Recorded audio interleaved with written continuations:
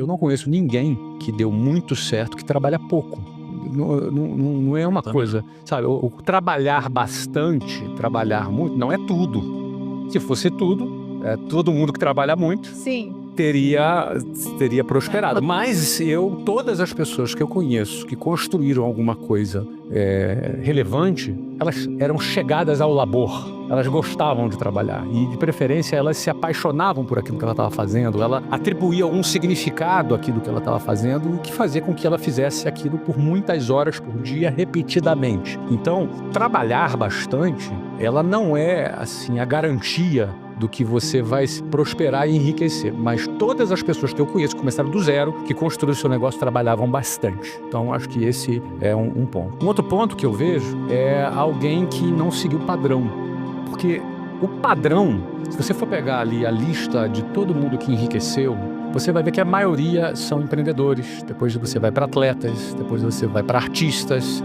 Raramente é um percentual muito pequeno que são aqueles caras que chegam no topo da cadeia corporativa e enriquecem como executivos. Esses são uma minoria. Agora, o restante da pirâmide não vai enriquecer. Então, se a gente tem todo um modelo tradicional, um modelo de ensino tradicional, todo um status quo da sociedade que te conduz ou a ser um funcionário público ou a ser um funcionário CLT, ou seja, o cara que conseguiu se desgarrar desta linha de montagem e teve a coragem de, cara, sei lá, ser um atleta, porque o cara para ser atleta tem que ter coragem. Sim.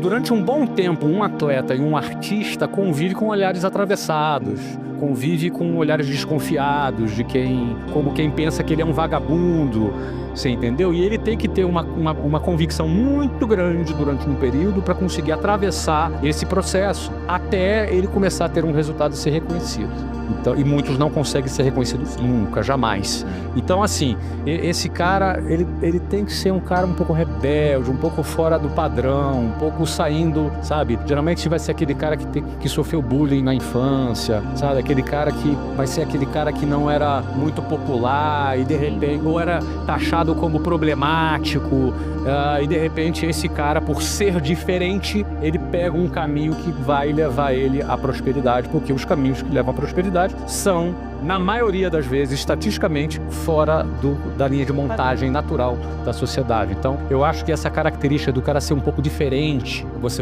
eu percebo nas pessoas que se deram muito bem, que cresceram, você vai ver alguma história ali desse cara, ou é de bullying, ou é de diferente, ou foi expulso da escola, ou alguma coisa diferente, né? O muito certinho, o inteligentão muito certinho, geralmente vai trabalhar pro problemático. O muito inteligente, geralmente, trabalha para o mais corajoso. E o mais corajoso é o fora do padrão, porque o padrão é diferente. Então, eu também citaria essa característica aí que tem. Outra coisa é o cara um pouco obcecado. Todo cara que deu certo, ele é um cara meio obcecado, entendeu? É uma palavra negativa, obcecado, parece uma coisa... pode não ser saudável em alguns momentos, não é? Mas ele é um cara que não tira as coisas facilmente da cabeça. Ele é meio obcecado com aquilo. Ele acorda pensando naquilo, ele dorme pensando. São características que me vieram à mente agora de pessoas que eu conheço que deram certo. Você percebe essas características em comum.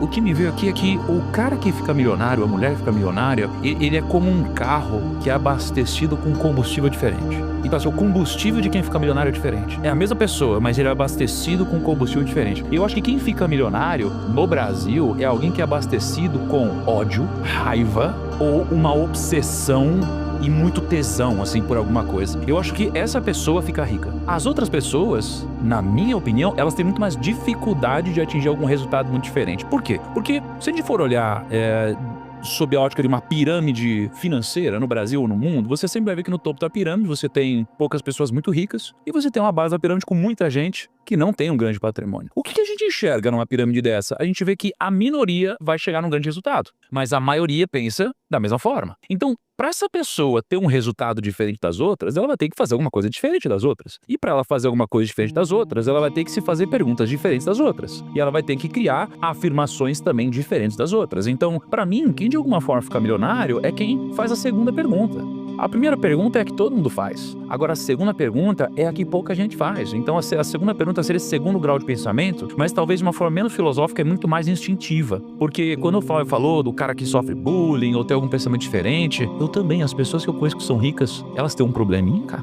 Elas têm alguma coisinha diferente. Ela se veste diferente, ela pensa diferente, ela fala diferente, ela tem trejeitos diferentes e ela tem uma visão não convencional do mundo. Eu vejo que a gente começa, talvez na vida, tendo uma responsabilidade, uma obrigação de trabalhar muito mais em horas do que no futuro. Por quê? Porque no futuro, se você for olhar para uma pessoa como um Flávio, que gerencia sei lá quantos milhares de colaboradores, uma decisão dele impacta de uma forma muito profunda a corporação dele. Então, uma decisão bem tomada tem muita escala. No passado, talvez a força abraçal, a repetição da quantidade de tentativas, de execuções, de vendas, era muito mais relevante do que algo muito estratégico. Então, no começo, a gente precisa de muito mais horas de execução e trabalho duro, e no futuro, a gente precisa de muito mais trabalho intelectual, que escala muito mais. Então, no final das contas, é trabalho igual um cavalo. Para você ter sucesso, você vai ter que provocar algum desequilíbrio para que você alcance alguma coisa. Porque no equilíbrio, na boa, tu não vai conseguir, não. Então vai ter que ser uma superação, vai ter que ser um trabalho extra, vai ter que ser uma ideia genial que tu teve às 3 horas da manhã, vai ter que ser, sabe, um insight que você teve com a tua equipe, a equipe unida trabalhar. Ou seja, você precisa provocar um desequilíbrio na tua vida para alcançar alguma coisa. Você gastar 4 horas e meia no trânsito é um desequilíbrio. Isso desmonta muito, isso que o Thiago está defendendo, eu concordo com ele, desmonta muito esse mundo ideal do equilíbrio, que pode, inclusive, frustrar quem assiste isso, porque, cara, é inatingível. É inatingível, né? A pessoa que constrói patrimônio ao longo da vida, ela tá pensando em mais do que, cara, vou fazer um negocinho aqui e vou ganhar um dinheiro. Você, por exemplo, não pensou só em ganhar um dinheiro com venda, você quis criar um negócio. E aí depois você foi pra visão do equity, de fazer esse negócio ter valor de mercado, para que ele possa ser vendável. Aí você vendeu, aí você comprou de novo, aí você foi fazer outros negócios. Sempre com essa visão de que, olha, eu vou ganhar um dinheiro aqui, mas o principal tá no valor da empresa que eu tô criando. Ninguém vence esse jogo pensando no curto prazo. Mas existe aqui alguns aspectos do pensar em longo prazo que eu diria para você que, se o cara não estiver atento, ele pode fazer tudo certo com o dinheiro dele, pensar no longo prazo com o dinheiro dele, mas ele se ferrar. Por exemplo, uma boa fórmula para ficar pobre: divórcio. Para ficar muito pobre, o segundo divórcio.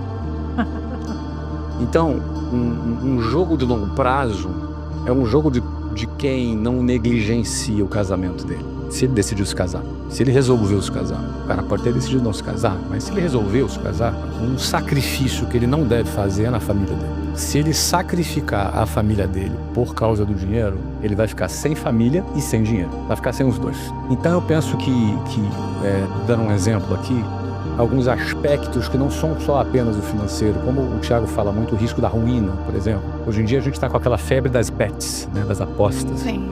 O que eu recebo de mensagem de mulheres desesperadas falando que o marido está devendo para idiota por causa de aposta é imenso. Toda caixinha que eu abro tem alguma coisa, alguém se lamentando muito, o que fazer agora que eu estou devendo tanto, etc. Tá. Se o cara vai pro caminho da aposta, cara, não basta o cara ser brilhante, para ganhar dinheiro e ser um bom gestor do dinheiro dele, se do outro lado ele vai cair no vício, ele vai cair na droga, ele vai cair em negligenciar a família dele. Então, eu não estou nem defendendo o aspecto moral dessas questões, estou defendendo o aspecto financeiro dessas questões. Pragmático. Sendo pragmático, não é? Cuide bem da sua família.